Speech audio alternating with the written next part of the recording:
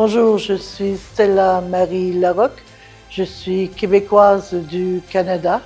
Je suis issue du renouveau charismatique de 1972 avec le Père Régimbald et Tardif.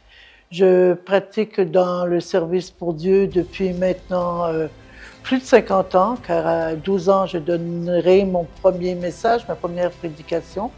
J'exerce aujourd'hui au niveau du renouveau charismatique à la communauté Mère du Divin Amour, mais avant cela, j'ai été pasteur bishop pendant plus de 18 ans.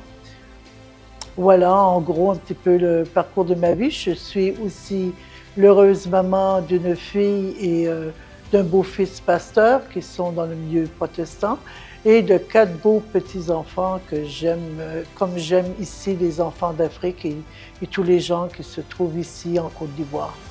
Donc je disais, je suis issue du milieu catholique pour devenir après protestante et revenir dans le milieu catholique à travers la communauté il y a 10 ans de cela, donc en 2014. J'ai rencontré la sœur Judith en Belgique et de cette rencontre est venue une rencontre avec le fondateur et des invitations à répétition. En 2015, je crois, je suis devenue communautaire et depuis ce temps-là, je fais partie de la communauté Mère du Divin Amour. Et voilà, avec tous les autres frères et sœurs, on se rencontre à l'occasion, comme pour ce moment de séminaire que nous allons vivre.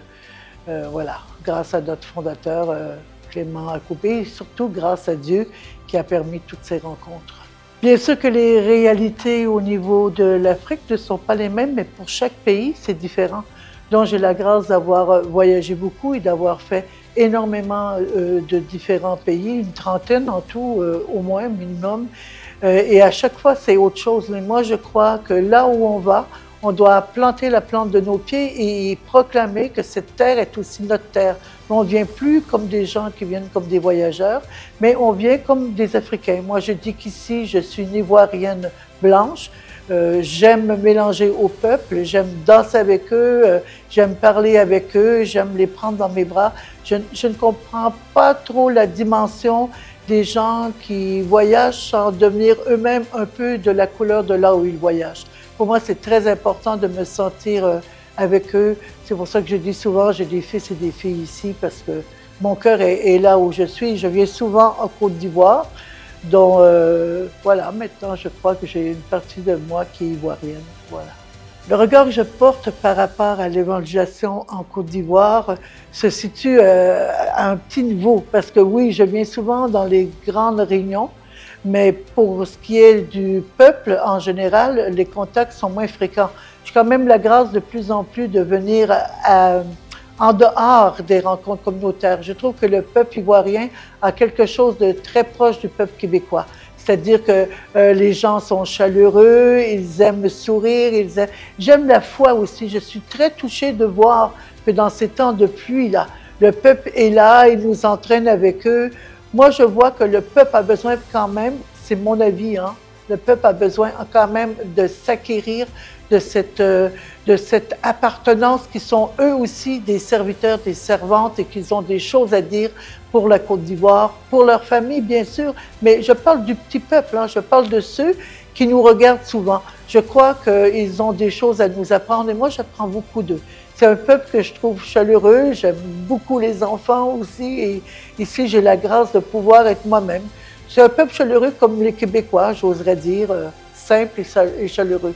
Mais vraiment, je les encourage à déployer leur foi, à donner de leur cœur. Dieu dit qu'il regarde au cœur. Bien sûr, les titres, c'est beau. Je suis contente d'avoir tous ces frères et ces sœurs qui ont tous ces grands diplômes. Mais pour moi, la première chose, je dis au peuple de Dieu, Dieu regarde à ton cœur. Il aime ton cœur. Il y a des choses que j'ai reçues prophétiquement, mais que je garde pour demain. Mais une chose qui est sûre, c'est qu'il faut que dans ce temps de cénacle, nous devenions pas seulement des gens qui viennent assister à un cénacle, mais que nous devenions les habitacles du cénacle, pardon. Devenions les habitants du cénacle, c'est-à-dire proclamer que ce cénacle est en nous, à l'intérieur de nous, et qu'il est une proclamation de mon histoire. Le cénacle n'est pas un truc extérieur, c'est la proclamation de qui je suis en Dieu.